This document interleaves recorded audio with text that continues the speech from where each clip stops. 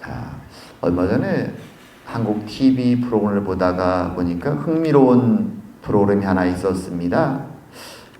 물론 요즘은 한국 프로그램들 중에 시골에 대한 이야기를 다루는 것이 굉장히 많습니다. 근데 흥미롭게 이 프로그램은 젊은 남자 연예인들을 4명을 골라서 시골로 보내서 농사를 짓게 하고 그것을 필름으로 찍어서 사람들에게 보여주는 것이죠. 이 4명의 젊은 청년 연예인들은 인기 있는 스타들이지 결코 농사를 한 번도 지어본 적이 없는 도시에서 나고 자란 사람들이었습니다. 근데 그들이 시골에 가서 이제 옆집 평생 농부로 자란 아저씨의 도움을 조금씩 받으면서 자신들의 손으로 고민하면서 야채들과 채소들을 심고 농사를 이제 짓기 시작합니다. 근데 여기에 문제가 참 많습니다. 프로그램은 그걸 다 그냥 보여줍니다. 해프닝들을, 실수들을 다 보여주죠. 가장 큰 문제는 뭐냐 하면 2주에 한 번씩 이 필름을 찍는데 2주에 한 번씩 가서 1박 2일 동안 농사를 짓고 돌아옵니다. 자신들의 일상으로. 그리고 또 2주가 지나면 다시 또 가서 1박 2일을 농사를 짓고 돌아옵니다. 그림이 그려지십니까? 어떤 일이 벌어질까요? 2주 만에 가보면 자신들이 땅을 갈고 씨를 심었던 것이 아주 성큼성큼 막 자라 있습니다. 근데 채소만 자라 있는 것이 아니라 어떨 때는 잡초가 무성히 나 있습니다. 또 어떤 때는 2주 만에 가니까 병이 들어서 막 시들시들하기도 합니다. 별의별 일이 다 일어나죠. 2주 만에 한 번씩 가서 1박 2일씩 농사를 지으니 아무리 2주 만에 가서 농약을 치기도 하고 잡초를 뽑기도 하고 비료를 뿌리기도 하지만 2주 만에 한 번씩 가서는 도저히 농사가 잘 될 수 없습니다. 여러 가지 해프닝들이 일어납니다. 이웃집에서 그것을 지켜보는 농사꾼 아저씨는 너무 답답해서 좀 도와주고 싶지만 프로그램 제작자들은 이런 해프닝이, 실수들이 다 프로그램의 부분이기 때문에 절대로 도와주시면 안 된다고 그들이 스스로 할 수 있도록 놔두라고 말하죠. 사람들은 그런 우스꽝스러운 농사의 과정을 지켜보면서 웃기도 하고 또 한편으로는 그래도 시골과 농촌의 풍경 속에서 자신들이 좋아하는 인기 스타들이 땀 흘려 일하는 모습을 보면서 한편으로 시골 생각을 하기도 하죠. 자, 이것은 하나의 사람들에게 엔터테인먼트를 주기 위해서 만든 프로그램입니다. 하지만 이걸 보면서 한편으로 그런 생각이 들죠. 그래, 농사라는 건 저렇게 짓는 게 아니지. 농사는 어떻게 지어야 됩니까? 우리 다 알죠. 매일 이른 아침이 되면 농부는 일어나서 밭에 나가보죠. 혹시 벌레가 생기지 않았는지, 잡초가 하나라도 나지는 않았는지, 그리고 잡초를 뽑고 벌레를 잡고 때가 되면 비료를 주고 혹시 비가 너무 많이 오면 또 나가서 그것을 돌보고 매일매일 나가서 어떤 일이 벌어지는가를 걱정하는 마음으로 돌볼 때 비로소 수확의 때가 되면 수확을 할 수 있습니다. 그것이 농부의 마음이죠. 매일매일 온갖 정성을 다하고 걱정을 하면서 조심조심 키워나갈 때 가장 적당한 때에 결실을 아름답게 맺는 것. 근데 오늘 본문에도 흥미롭게도 하나님을 그 농부로 비유하는 내용이 등장합니다. 그리고 이스라엘 백성들이 바로 하나님의 정성스러운 수고를, 땀 흘림을 경험한 포도원이다 라고 말하죠. 사실 우리는 신약에 예수님도 이런 비유를 많이 드는 것을 알고 있죠. 왜냐하면 이스라엘에서 포도원은 굉장히 중요한 산업이기 때문에 이스라엘 사람이라면 포도원에 대해서 다 알기 때문에 마치 양떼를 치는 목자의 산업이 이스라엘의 아주 중요 핵심 산업인 것처럼 포도원도 동시에 중요한 산업이죠. 익숙합니다. 그래서 오늘 선지자 이사야는 바로 이 포도원의 비유를 통하여 하나님의 메시지를 전하는 것입니다. 그래서 오늘 이 내용을 보면서 이스라엘 백성에게 주셨던 메시지가 무엇이었고 또 우리에게 주는 메시지는 무엇인가 한번 생각해 보는 시간을 갖기 원합니다. 오늘 이 포도원의 비유는 히브리 말로 하면 노래라고 말합니다. 그래서 포도원의 노래 또는 포도원의 비유의 시 뭐 이런 식으로 하죠. 선지자가 지금 모여있는 이스라엘 사람들 앞에 가서 그들에게 시와 같은 이 노래를 선포하는 것입니다. 그래서 내용을 히브리어로 읽어보면 굉장히 운율이 맞고 굉장히 어감도 있고 여러 가지 시의 기법들을 다 사용합니다. 물론 선지자들의 메시지는 대부분 운율이 있고 어느 정도 시와 같은 내용들이 있습니다. 우리는 한글로 읽기 때문에 그걸 잘 못 느끼지만 언어로 읽으면 훨씬 더 그렇죠. 영어 성경을 보면 그래서 이 절과 운율을 맞춰서 번역을 해놓는 경우를 많이 보죠.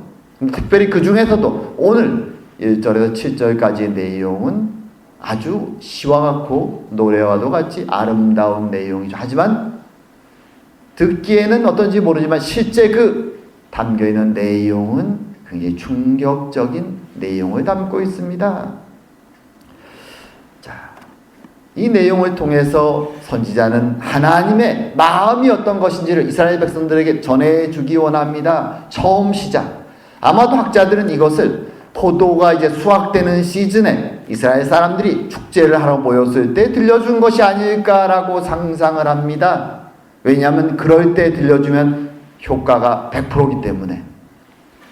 자, 포도원에 대한 이야기를 하죠. 시작은 아름답게 시작합니다. 나는 내가 사랑하는 자를 위하여 노래하되 내가 사랑하는 자의 포도원을 노래하리라. 내가 사랑하는 자에게 포도원이 있으며 사랑하는 자의 이야기를 합니다. 그가 얼마나 농부로서 수고했는가를 그 과정을 쭉 설명을 하죠. 심이 기름진 사내로다. 우리는 산에다가 포도원을 한다니까 이상한 느낌이 들지만 이 산이라고 번역된 단어는 사실은 언덕 같은 것이죠. 계곡에 있는 언덕 같은 곳입니다. 이스라엘 사람들은 주로 농사를 그런 계곡의 비탈에서 많이 지었습니다. 근데 그 땅이 기름진 땅이었다라고 말하죠. 농사를 지을 때 어떤 땅에서 짓는가는 굉장히 중요합니다. 농부는 심사숙고해서 가장 좋은 베스트 땅을 고르는 것이죠. 그리고 그다음에 뭘 합니까? 땅을 파서 돌을 재냅니다. 농사에서 밭을 가는 것이죠. 중요하죠. 돌을 다 없애는 이 과정. 굳어있는 땅을 가는 일이 참 굉장히 힘듭니다. 하지만 농부는 그 과정을 다 열심히 합니다. 그리고 이제 땅을 다 골구고 나서 그 위에 극상품 최고의 포도나무 묘목을 심습니다. 포도나무를 다 심고 나서 이제 울타리를 치고 망대를 짓습니다. 오늘날도 그렇지만 포도원 같은 이런 과수 농업을 하게 되면 사람이든 짐승이든 약탈자들이 항상 있습니다. 그래서 그것을 지키는 일은 굉장히 중요하죠. 울타리와 망대를 튼튼하게 설치해야만 되는 것이죠. 그리고 지금 이 구절에는 안 나오지만 후반절에 보게 되면 농사에서 나오는 일상적인 과정이 언급되죠. 가지를 치고 거름을 주고 솎아내고 하는 모든 과정들. 그리고 포도를 처음 심으면 첫 해에 바로 수확을 얻는 것이 아닙니다. 최고의 포도 수확을 위해서는 몇 년간의 수고로운 과정들이 필요합니다. 자, 그리고 이제 포도를 결실하면 뭘 하게 될까요? 술을 만들어야 됩니다. 포도주를. 이 포도주라는 것은 저희가 자주 얘기했지만 이 고대 근동에서는 물이 귀하기 때문에 포도주에다가 물을 희석해서 먹으면 그것이 음료수입니다. 아주 중요하죠. 잔치에서나 일상생활에서 굉장히 중요한 것이 그래서 이 포도주입니다. 고대 사람들은 포도주를 어떻게 만들었을까요? 그림에 보면 잠깐 나오죠. 오늘날처럼 과학적인 시설이 있는 것이 아닙니다. 그래서 큰 데다가 포도를 다 알맹이를 넣고 사람들이 들어가 밟습니다. 그래서 국물이 건더기가 다 깔아앉고 국물이 나오면 옆으로 졸졸졸 짜낸 물만 흘러서 건더기 없는 이 포도 주스 같은 것을 걸러내는 것이죠. 쉽지 않은 과정이지만 고대는 이런 과정을 통해서 포도 주스를 받아내고 그것을 발효시켜서 포도주를 만드는 것입니다. 자, 이 과정을 이제 기대하는 것이죠. 포도 농사를 수년간 열심히 온갖 정성을 다해 드린 농부는 당연히 가장 아름다운 결실을 통해 이 포도주를 만들 것을 기대하는데, 결실의 때가 딱 되었는데 본문에서 뭐라고 말합니까? 좋은 포도 맺기를 바랬더니 들포도를 맺었더라. 들포도가 무엇입니까? 야생에서 나는 포도처럼 쓰고 도저히 상품으로 먹을 수 없는 것을 의미합니다. 가끔 우린 길에 지나가다가 사과 같은 과일이 길거리에 널려 있는 것을 여기 많이 봅니다. 보기에는 먹을 수 있을 것 같지만 실제로 따서 먹어보면 쓰고 먹을 수가 없습니다. 그런 들포도가 맺혔다는 것이죠. 너무나 안타깝죠. 그래서 선지자가 외칩니다. 예루살렘 주민과 유대 사람들아, 들으라는 것이죠. 판단해 보라는 것입니다. 이제 나와 내 포도원 사이에서 사리를 판단하라. 내가 내 포도원을 위하여 행한 것 외에 무엇을 더할 것이 있으랴. 최선을 다했다는 것입니다. 내가 좋은 포도 맺기를 기다렸더니 들포도를 맺으면 어찌민고. 이제 어찌하면 좋겠냐 생각해 보라는 것입니다. 농사지는 농부가 도대체 어디서 잘못된 건지 원인을 발견할 수 없이 극상품의 포도를 심고 모든 노력을 다했는데 들포도가 나왔다는 것이죠. 가망성이 없습니다. 이스라엘 사람들은 이럴 때 어떻게 해야 될지를 다 알고 있습니다. 너무나 당연한 것이죠. 그래서 그 결과를 선지자는 외칩니다. 이제 내가 내 포도원에 어떻게 할지를 너희에게 이르리라. 내가 그 울타리를 걷고 먹힘을 당하게 하며 그 담을 헐어 짓밟히게 할 것이요 내가 그것을 황폐하게 하리니 다시는 가지를 자름이나 북을 돋우지 못하여 찔레와 가시가 날 것이며 내가 또 구름에게 명하여 그 위에 비를 내리지 못하게 하리라. 이 이야기를 들을 때 요까지는 이스라엘 사람들은 다 고개를 끄덕끄덕 할 것입니다. 그렇게 애써 수고해서 포도원을 만들었는데 들포도가 나왔다면 그것은 더 이상 가능성이 없다. 어디서 잘못된 건지 알 수 없지만 그 포도원은 버려야 된다. 모두가 동의하는 결론을 선지하는 하나님의 음성을 대언하며 오늘 노랫말로 선포하는 것입니다. 어찌 보면 당연한 이야기로 고개를 끄덕끄덕하죠. 그리고 그 순간 선지자는 마지막 메시지를 그들에게 말합니다. 무릇 만군의 여호와의 포도원은 이스라엘 족속이요 그가 기뻐하시는 나무는 유대 사람이라.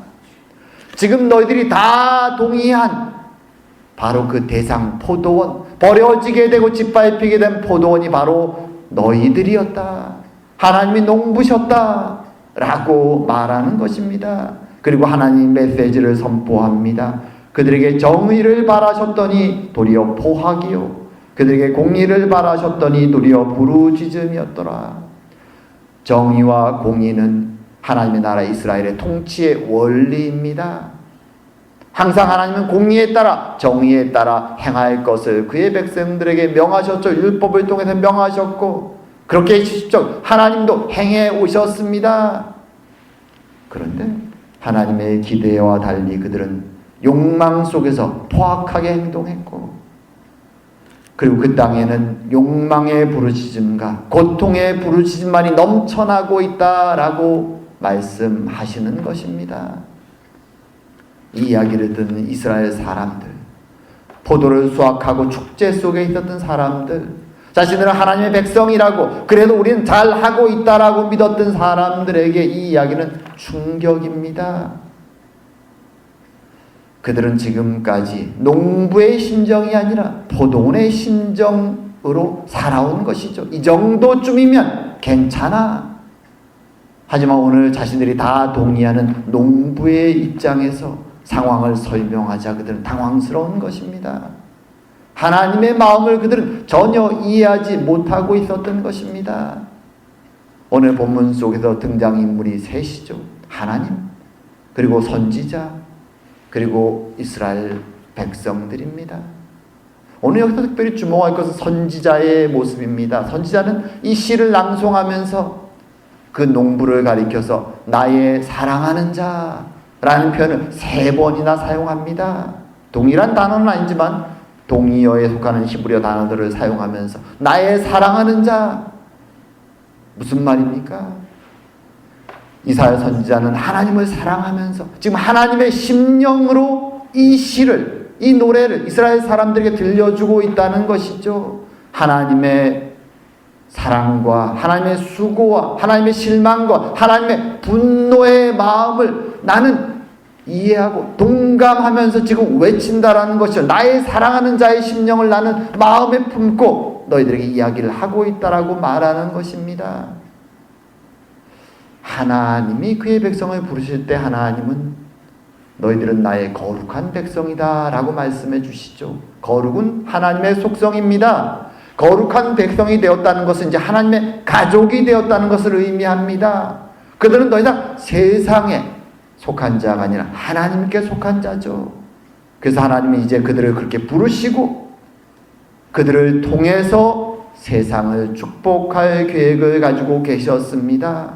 이스라엘 백성이라면 당연히 그래서 가족된, 하나님의 가족된 사람들로서 거룩한 백성으로서 하나님의 시선을 가지고 하나님의 마음을 가지고 세상을 바라볼 수 있어야 되는 것이죠. 안타까움으로 죄에 빠진 자를 보면 눈물을 흘리고 걱정스럽고 그들의 타락을 보면 하나님의 거룩한 분노를 마음에 품을 수 있어야 되는 것입니다.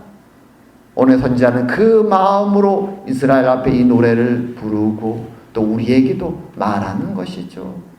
너희들은 이 하나님의 마음을 알고 있는가? 우리는 어떻습니까? 타락한 세상을 바라보면서 그리고 오늘날 타락한 세상 속에서 세상처럼 변해가는 교회의 모습을 보면서 여러분 어떤 마음으로 살아갑니까? 혹시 우리는 이 이야기를 듣고 있었던 이스라엘 사람들처럼 이 정도쯤이면 나도 하나님 백성으로 그럭저럭 살아가고 있지. 저 사람들은 왜 저렇게 살까? 그저 냉랭하게 남이니까, 나와는 상관없는 사람들이니까 나는 이 정도만 하면 그래도 하나님 앞에서 그럭저럭 괜찮지 않을까? 중요한 것은 그런 마음은 하나님이 우리 부르신 그 부르심에 합한 마음이 아니라는 것입니다. 하나님은 아브라함을 부르실 때부터 처음부터 말씀하셨죠. 너를 보게 그 눈으로 삼아 세상을 축복할 것이다. 타락하고 멸망의 길을 걸어가는 그들을 구원하기 위해 내가 너를 불렀다. 그래서 하나님은 하나님의 마음, 아버지의 마음을, 하나님의 열심과 사랑의 마음, 오늘 본문에 등장한다면 좋은 포도원을 가꾸기 위해서 수고하고 땀 흘리는 농부의 마음, 그 하나님의 마음을 품기를 원하시는 것이죠. 아버지의 마음을. 그리고 형제자매를 바라보고 세상을 바라보고 안타까움으로, 걱정으로, 때로는 거룩한 분노로 그 타락의 모습들을 바라보고 기도할 수 있어야 된다고 선지자가 섰던 것처럼 하나님의 마음으로 살아갈 수 있어야 된다고 말하는 것입니다. 오늘 자신들이 하나님 백성이라고 생각했음에도 전혀 아버지 되신 농부의 마음과는 상관없이 살았던 것을 깨달은 이스라엘 사람들은 충격이죠. 하나님은 그 충격을 우리에게도 주시기 원하시고 우리도 깨달으라고 부르고 계신 것입니다. 우리는 오늘날 이 세상의 모습을 너무나 잘 알고 있습니다. 하루하루 날이 갈수록 더 타락하죠. 세상이 그렇게 타락해 가는데 세상 사람들은 교회를 어떻게 보고 있을까요? 거룩한 곳, 세상과는 다른 곳으로 보고 있을까요? 오늘 교회에서 젊은이들이 교회를 많이 떠나갑니다. 많은 대부분의 교회들이 더 이상 젊은이가 없습니다. 왜 그럴까요?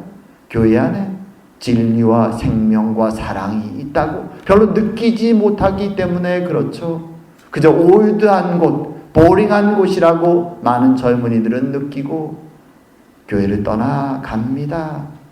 교회 안에 하나님의 마음을 품고 안타까워하고 슬퍼하고 때로 분노하는 그런 하나님의 살아있는 백성들이 점점 줄어가기에 젊은 세대들은 그 마음을, 하나님의 마음을 교회 안에서 느끼지 못하고 떠나가고 세상도 교회를 그렇게 바라보고 있는 것일 수 있습니다. 우리는 오늘 다시 한번 하나님의 마음을, 우리를 향하신 농부의 마음을, 그 마음을 우리의 마음에 품는 것이 중요합니다. 주님은 그렇게 부르시고 계신 것이죠. 그리고 오늘 본문에서 우리가 또 한 가지 생각할 것이 있습니다.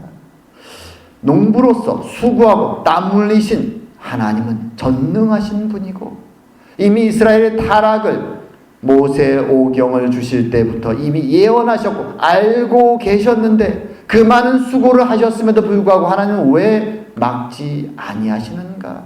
이스라엘의 멸망과 타락을 왜 방관하시는가? 그런 의문을 우리는 마음속에 품을 수 있습니다. 여기서 우리가 한 가지 기억할 것이 있습니다.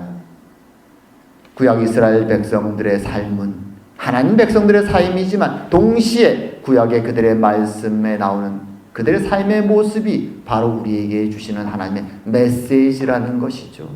그들이 실패하는 모습이 바로 인간이 어떤 존재인지를, 타락한 인간이 어떤 존재인지를 우리에게 보여주시는 메시지라는 것입니다. 하나님처럼 되고 싶어서 사탄의 유혹에 넘어가 에덴 동산에 추방되었던 아담과 하와의 후예들이 우리들이죠. 그 이후로 우리는 타락한 세상 속에서 육신의 질병을 평생 동안 경험하며 살아갑니다. 하지만 중요한 것은 육신만 병든 것이 아니라 우리의 영혼에도 병이 매일 순간순간 찾아온다는 것이죠.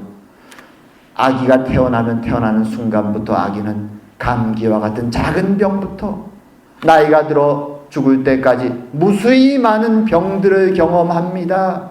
그것이 타락한 우리의 육신의 실존이죠. 무수히 많은 병들과 싸워갑니다. 하지만 육신만이 아니라 우리의 영도 타락되었기에 타이틀을 붙일 수 없는 무수히 많은 병들의 공격을 우리의 영혼도 받고 있음을 우리는 알아야 됩니다. 우리는 가끔 병원에 가서 그런 얘기하죠. 나는 멀쩡한데 왜 제가 여기 와 있죠? 가끔 정신병원에 상담을 오는 사람들이 그런 말을 많이 한다고 합니다. 하지만 성경은 결코 우리가 멀쩡한 사람이라고 말하지 않습니다. 우리 모두는 하나님의 은혜와 사랑을 받고도 실패한 이스라엘 사람들처럼 육신과 영혼이 병들어 있는 존재들이라는 것이죠. 그래서 주님은 구약의 실패를 보여주시고 신약에 넘어오면 그리스도의 십자가의 사건과 성령의 강림 사건이 있었음을 우리에게 말해주는 것이죠. 왜 주님의 사랑하는 아들이 독생자 예수께서 십자가의 길을 걸어가실 수밖에 없었는가? 그리고 성령의 감동이 아니면 왜 하나님의 백성이 될 수 없는가? 그 은혜가 왜 존재했는가를 오늘 사건을 통해서 우리에게 깊이 각인시켜 주시기 원하는 것이죠. 인간이란 존재는 욕심만이 아니라 영혼도 병자로 살아가는 존재들이라는 것이죠. 하나님의 은혜가 아니면, 그리스도의 십자가의 은혜와 성령의 감동하심이 아니면 온전히 하나님 앞에서 살아갈 수 없는, 하나님의 주신 은혜를 날마다 붙잡고 기도하고 감사하며 스스로의 연약함을 고백하고 나의 육신과 영혼이 아픈 자들임을, 주의 은혜의 손을 뻗칠 수밖에 없는 자들임을 고백해야 되는 그런 존재들이라는 것입니다. 구약의 이스라엘의 실패가 바로 그것을 우리에게 말씀해주고 그것을 기억하며 살아야 된다라고 말하는 것이죠. 이제 말씀을 정리할까 합니다. 오늘 선지자 이사야는 이제 포도의 수확을 앞두고 기뻐하며, 자신들은 그래도 괜찮은 하나님의 백성들이라고 자신하고 있었던 이스라엘 백성 앞에 포도원 비유를 통하여 하나님의 메시지를 전해 주십니다.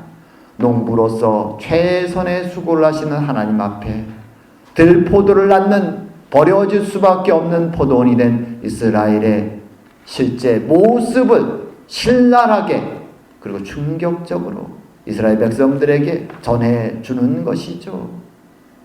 그리고 그것을 통해서 이스라엘에게 경고를 하는 것입니다.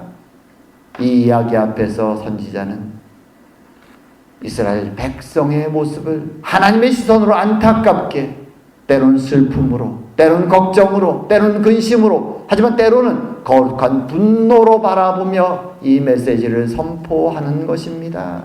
그리고 우리들에게도 하나님의 시선에서, 이스라엘 백성 편에, 세상 편에 서 있는 이스라엘 백성의 시선이 아니라 이 정도면 됐지, 나는 괜찮은다지 라는 그런 자만하고 교만한 시선이 아니라, 그러면서도 타락의 길을 걸어가는 이스라엘의 심령이 아니라 농부의 시선을 가지고 안타깝고 걱정하시며 거룩한 분노에 끓는 하나님의 시선으로 우리의 모습을 바라봐야 된다고 우리를 초대하고 있습니다.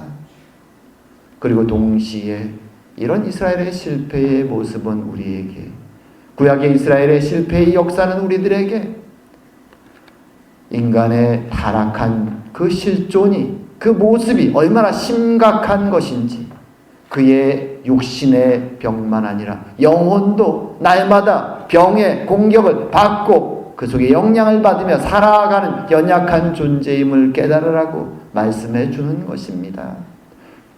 그리스도의 십자가의 은혜와 성령의 은혜가 우리를 강권하지 않으면 우리는 결코 온전한 하나님 백성으로 살아갈 수 없음을 깨달으라고 우리에게 말씀해 주시는 것입니다.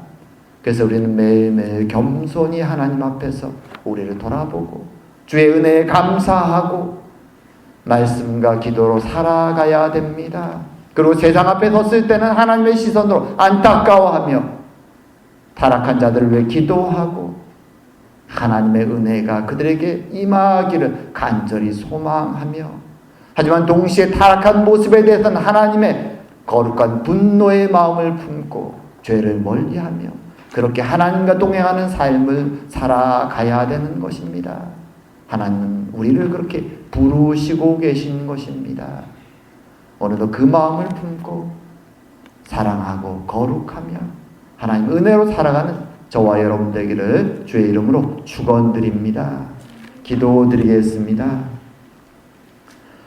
사랑과 은혜의 하나님 아버지, 하나님의 백성들을 불러주시고 그들을 구원하시고 그들에게 생명의 말씀을 주시며 공의와 정의에 따라 아름다운 나라로 살아가기를 기대하셨지만 하나님의 백성들은 교만하였고 세상의 욕심을 따라 세속되어 세상처럼 살아가기를 즐기고 있었습니다.